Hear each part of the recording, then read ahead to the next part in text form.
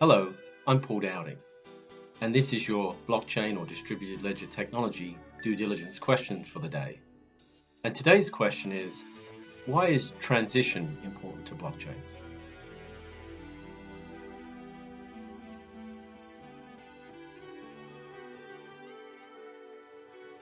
So transition is when a person or a company or a fund moves their custody or brokerage account from one institution to another. Now, although this is relatively simple, maybe for an individual, for the larger funds, it can be a very involved process. And this is because of the size of the portfolio, the number of positions, the custody, accounting, and tax records, as well as the active investments or portfolio events that are occurring just before, during, or just after the transition. The reason transition is important with respect to blockchain is because whatever assets you hold on your blockchain, that will be your primary ledger, and that information has to feed all your downstream financial reporting. So let's say you chose your original protocol to support your use case, but now someone has invented a faster, better, cheaper blockchain.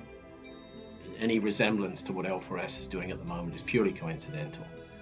But because of this, you now want to transition your assets from one blockchain to another.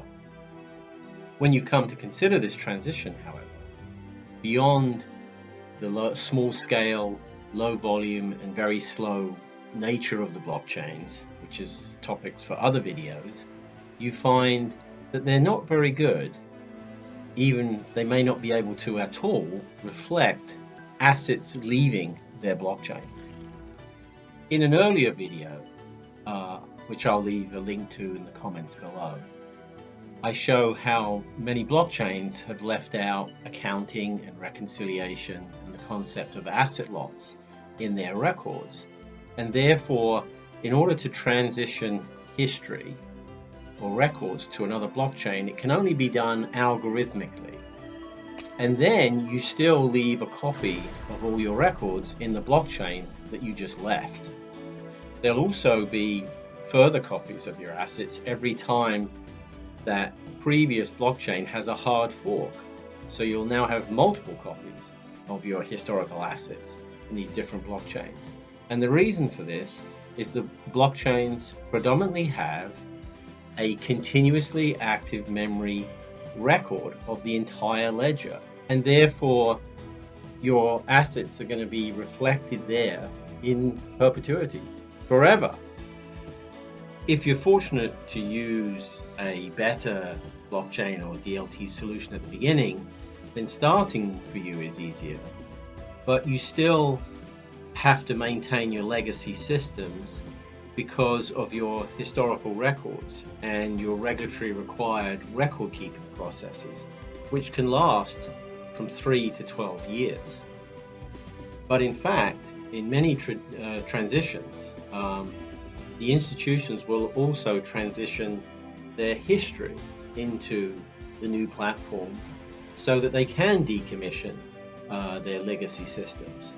So as part of your due diligence, it's not only important to consider the transition of assets, but the transition of your history as well.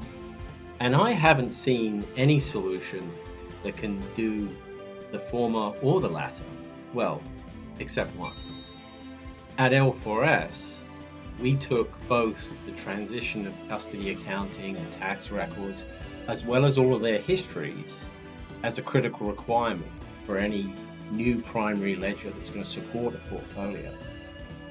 So you can see from all of this why transition is an important due diligence topic when you're considering a blockchain solution. So I hope you found that useful and informative. If you have any questions or comments, please leave them in the comments below. Thank you again for watching.